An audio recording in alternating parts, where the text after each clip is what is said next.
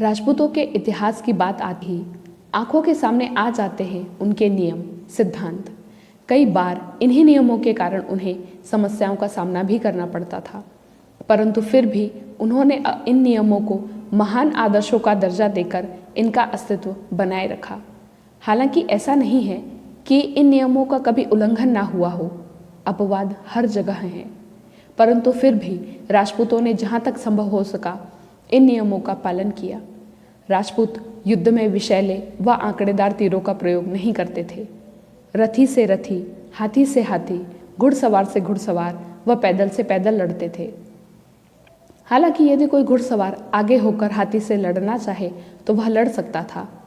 सूर्योदय से पहले और सूर्यास्त के बाद युद्ध नहीं होते थे। तराइन के दूसरे युद्ध में सम्राट पृथ्वीराज चौहान की सेना की पराजय का मुख्य कारण यही था। जब सम्राट की बहुत सी सेना को नींद से जागे कुछ ही समय हुआ था कि तभी मोहम्मद गौरी ने सूर्योदय से पहले ही अचानक आक्रमण कर दिया। वह शुरुआती आक्रमण था, इसलिए राजपूत बाहरी आक्रांताओं की इन चालों से अनभिज्ञ थे। राजपूत कभी भी भयभीत, पराजित व भागने वाले शत्रु पर वार नहीं करते थे। यह नियम खुले में लड़ने वाले युद्धों के लिए था। छापामार युद्धों में इन नियमों का प्रयोग नहीं किया जाता था।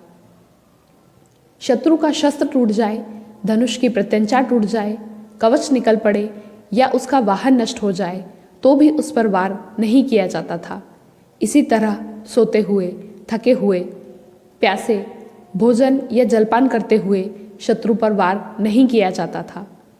युद्ध के समय राजपूत शासक प्रजा की सुरक्षा का पूरा ध्यान रखते थे, लेकिन जब शत्रु भारी संख्या में किले की घेराबंदी के लिए आते थे तब राजपूतों के पास प्रजा को बचाने का एक ही तरीका होता था, उन्हें दुर्ग में शरण दी जाए।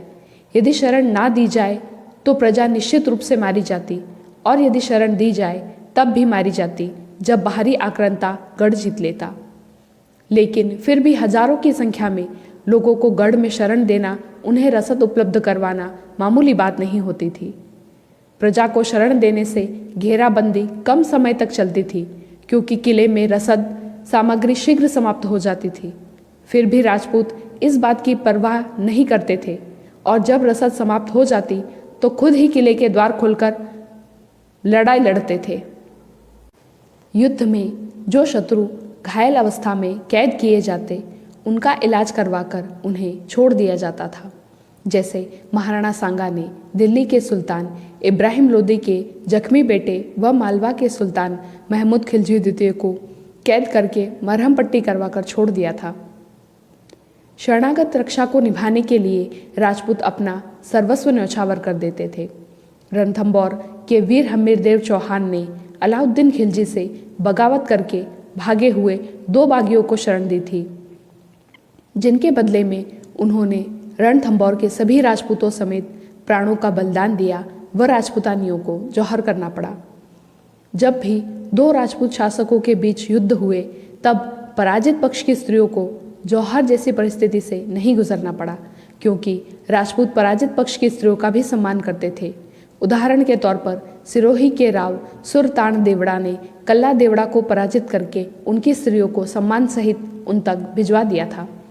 महाराणा प्रताप ने तो शत्रु पक्ष के सेनापति अब्दुल रहीम खाने खाना की बेगमों को सम्मान सहित रहीम तक भिजवा दिया था, जबकि अकबर के आक्रमण के कारण चित्तौड़गढ़ में जौहर हुआ था। हल्दी घाटी युद्ध से पहले राजा मान सिंह कछवाहा शिकार पर निकले थे और महाराणा प्रताप के शिविर के काफी नजदीक आ गए थे, जिसकी सूचना महाराणा के गुप्तचर ने उन तक पहुंचाई। उस समय राजा मान सिंह के साथ केवल 1000 घुड़सवार थे, लेकिन राजा मान सिंह पर आक्रमण नहीं किया गया। राजपूतों में केसरिया का विशेष महत्व रहा है। यदि किसी युद्ध में राजपूत वीर केसरिया धारण कर लेते तो उसका अर्थ होता था विजय या वीरगति, अर्थात पराजित होकर नहीं लौट सकते थे। अक्सर केसरिया उन युद्धों में किया जाता था जिनमें जीतने की संभावना बहुत कम हो, जैसे बड़ी सेना द्वारा किसी किले की घेराबंदी कर ली जाए, तो ऐसी परिस्थिति में राजपूतों का लक्ष्य शत्रु का अधिक से अधिक नुकसान करने का रहता था। राजपूत अपने वचन के पक्के होते थे। कई बार तो ऐसे अवसर भी आए हैं जब किसी एक राजपूत के वचन ने परंपरा का रूप ले लिया हो। कई बार राजपूत किसी विशेष शत्रु से प्रतिशोध लेने के लिए पगड़ी की जगह फेटा बांध लिया करते थे और प्रण लेते थे कि जब तक शत्रु को न मार दूं तब तक पगड़ी धारण नहीं करूंगा। लेन पूल लिखता है कि राजपूतों की शूरवीरता और प्रतिष्ठा के स्वभाव उन्हें साहस और बलिदान के लिए इतना उत्तेजित करते थे कि जिनका बाबर के अर्ध सभ्य सिपाहियों की समझ में आना भी कठिन था। तवारीख बादशाहनामा में लिखा है कि बड़ी बड़ी लड़ाइयों में जहां अच्छे अच्छे बहादुरों के चेहरे का रंग फीका पड़ जाता था, वहां राजपूत हरावल में रहकर लड़ाई का रंग जमा देते थे। कर्नल जेम्स टॉड ने लिखा है कि यदि स्त्री के प्रति पुरुष की भक्ति और उसके सम्मान को कसौटी माना जाए तो एक राजपूत का स्थान सबसे श्रेष्ठ माना जाएगा। वह स्त्री के प्रति किए गए असम्मान को कभी सहन नहीं कर सकता और यदि इस प्रकार का संयोग उपस्थित हो जाए तो वह अपने प्राणों का बलिदान देना अपना कर्तव्य समझता है। जिन उदाहरणों से इस प्रकार का निर्णय करना पड़ता है उससे राजपूतों का संपूर्ण इतिहास ओतप्रोत है।